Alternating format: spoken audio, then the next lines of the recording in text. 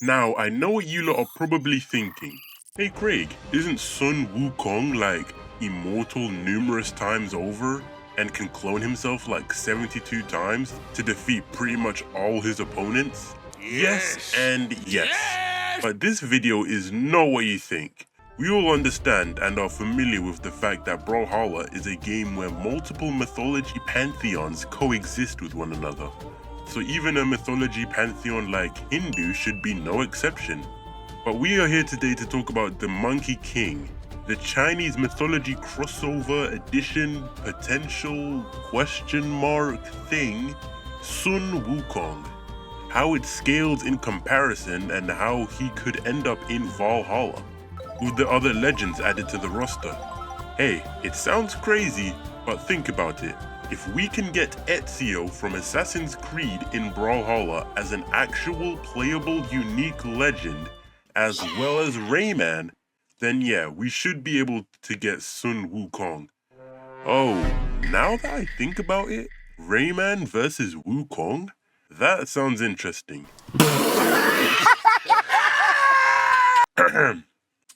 Anyways, welcome to Brawlhalla vs. Wukong.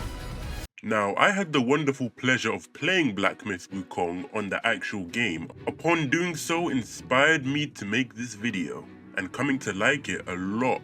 The lore was interesting and no surprise there. I mean, I liked it because I also liked God of War, and both iterations have mythology storylines tied to them, which made me, as a kid growing up, interested in all these other types of mythologies, whether it was Norse or Greek. So Black Myth Wukong should have had no exceptions to it.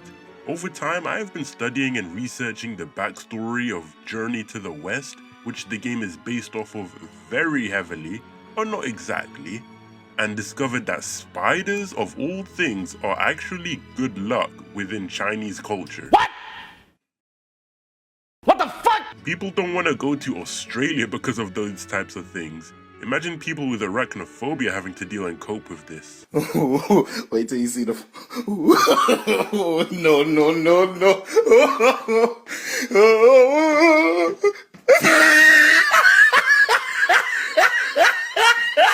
Anyway, enough rambling like an old-timer.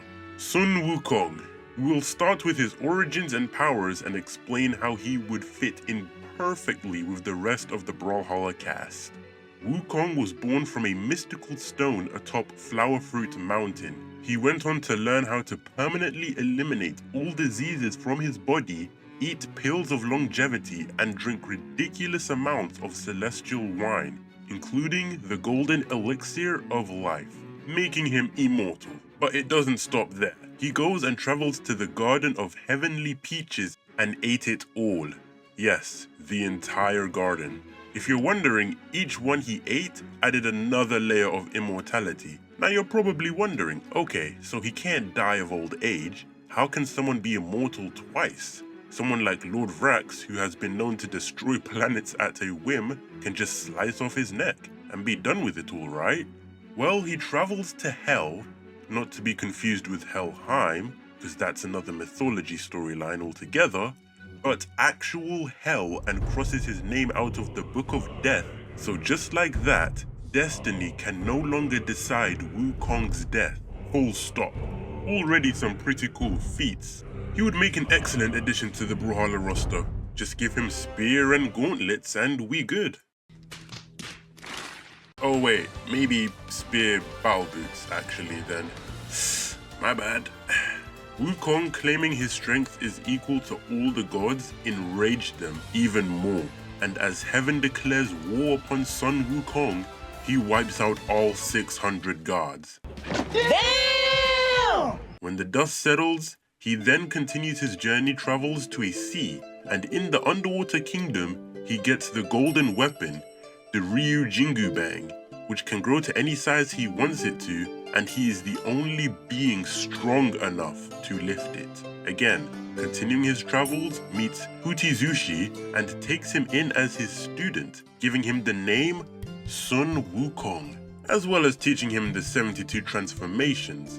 Well, now you're probably thinking, we already have beings who can collect an entire pantheon in Brawlhalla. Heck, maybe that's why we haven't seen the Mesopotamia pantheon, because Nyx took that one? And if so, yeah, no words. But this is a monkey that can do that 72 times with ridiculous amounts of immortality and shapeshift into anything he wants, including his enemies, not to mention his clones can make clones. Well, Brawlhalla is no stranger to powerhouses like Petra and Artemis, so go ahead and throw Sun Wukong in there for good measure.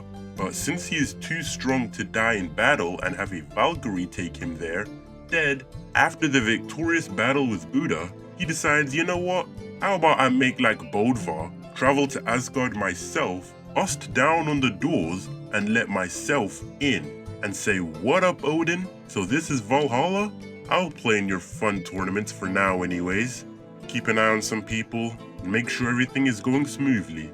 After all, I am Buddha Wukong now. Okay, his reasoning for being in Valhalla willingly can be a little justified more. I could work on that. However, I didn't even explain everything Wukong can do. There is already a great video explaining his feats, so feels a little redundant explaining everything. I just wanted to get my point across on how Sun Wukong fits in Brawlhalla universe as an actual legend with a backstory and, playable character in the game, not some sort of crossover. Like I said before, we have Norse, Greek, and Egyptian. Time to get Chinese in here.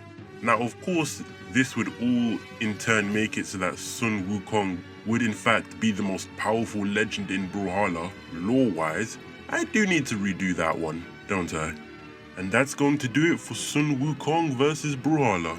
Let me know what you think of this in the comment section down below. Until next time.